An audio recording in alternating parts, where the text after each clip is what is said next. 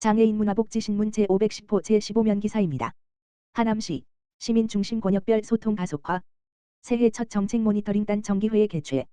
하남시 시장 이현재 가 2026년 새해를 맞아 정책 모니터링단 정기회의를 개최하고 시민의 목소리를 시정에 직접 반영하는 권역별 소통 시스템을 본격 가동했다고 밝혔다.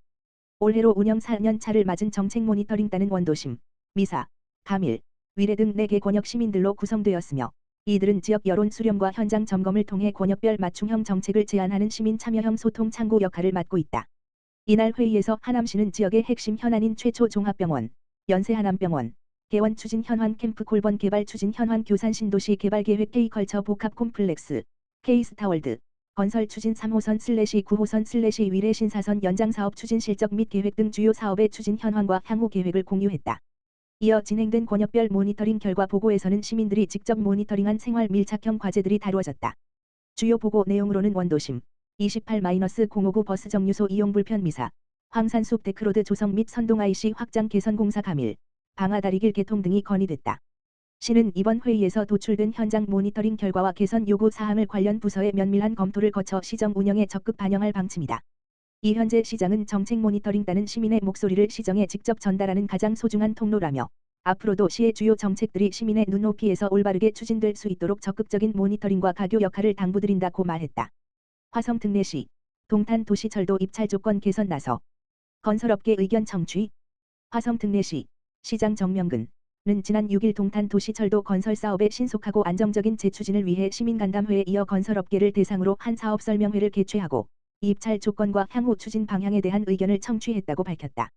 이번 설명회는 앞서 열린 긴급대책회의와 시민간담회에서 제기된 주요 의견을 반영해 마련됐으며 DLENC, 태영건설, 쌍용건설, 두산건설, 한신공영 등 주요 건설사를 포함한 15개 업체에서 약 30명이 참석한 가운데 진행됐다.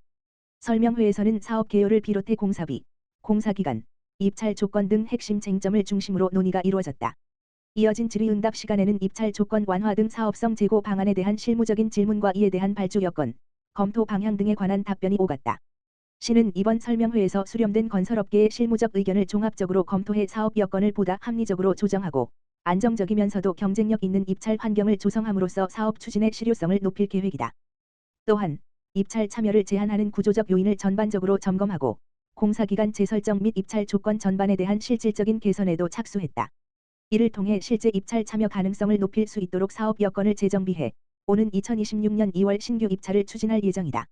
정명근 화성특례시장은 동탄 트램은 화성시 미래교통체계를 완성하는 핵심 사업인 만큼 시민과 건설업계의 의견을 충분히 반영한 현실적인 대안 마련이 무엇보다 중요하다며 이번 설명회에서 제시된 의견을 적극 검토해 동탄 트램이 조속히 정상 궤도에 오를 수 있도록 모든 행정 역량을 집중하겠다고 밝혔다. 하남시가 밀종합사회복지관, 하남시 지원 고독사 예방사업, 바리스타 아카데미 시즌2 성료.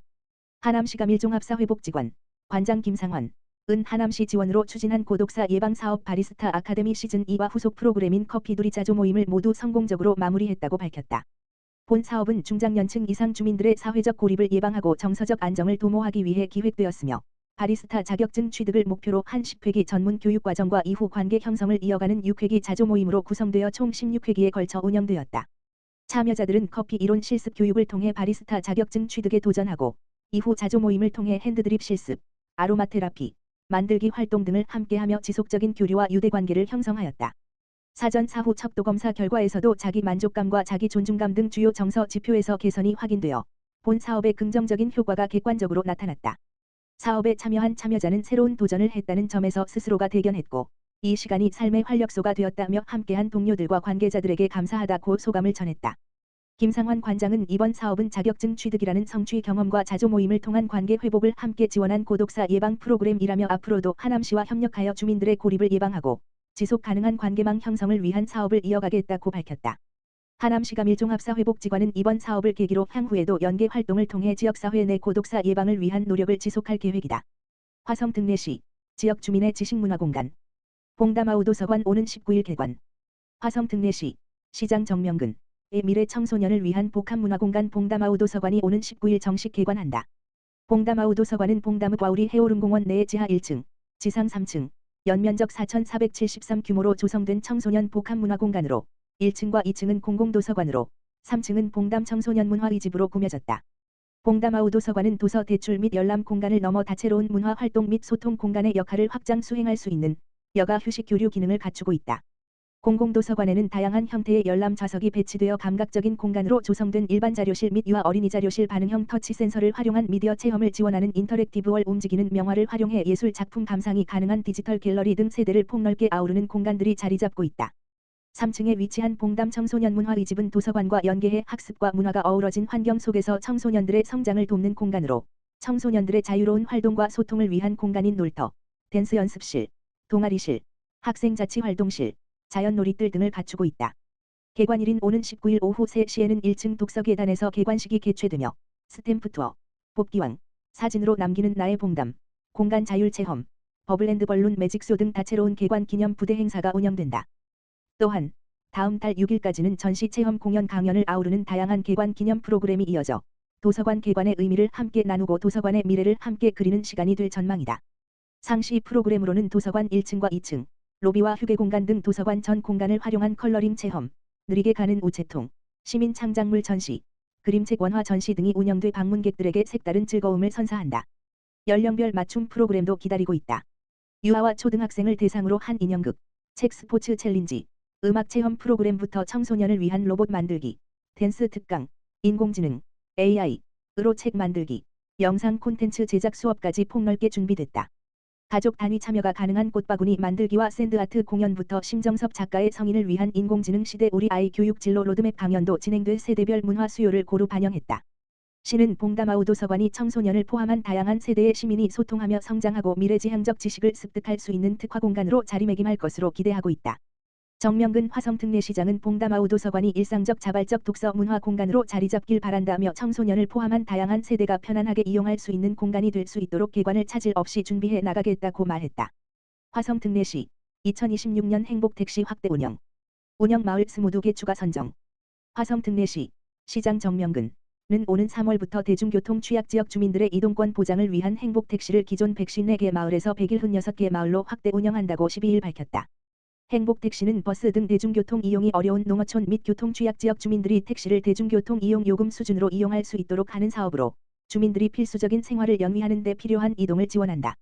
행복택시는 읍면동 여건에 따라서 노선형과 호출형으로 구분해 운행된다.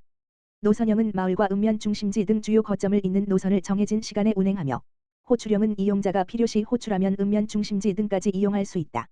올해 새롭게 지정된 마을은 총 22개 마을로 우정읍 11개, 남양읍 2개, 송산면 1개, 팔탄면 1개, 장안면 6개, 봉담읍 1개 등이다.